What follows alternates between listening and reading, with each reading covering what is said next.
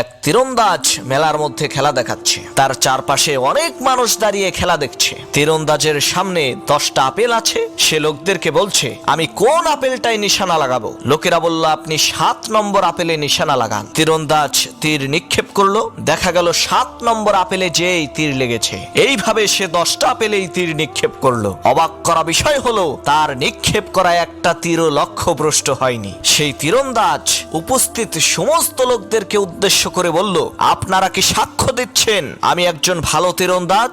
সমস্ত লোকেরা বলল, হ্যাঁ, অবশ্যই আপনি একজন ভালো তীরন্দাজ। সেই তীরন্দাজ বলল, তাহলে আপনাদের মধ্য থেকে মাত্র একজন মানুষ আমার সামনে এসে দাঁড়ান, আমি তার মাথার উপরে একটা আপেল রেখে তীর নিক্ষেপ করব। তার এই প্রস্তাবে একজন মানুষও রাজি হলো না, কারণ যদি নিশানা ভুল হয়ে যায় তাহলে তো কেল্লা ফতে। সেই মেলার মধ্যে একজন ছোট বাচ্চা ছিল। সে এসে তীরন্দাজের সামনে দাঁড়িয়ে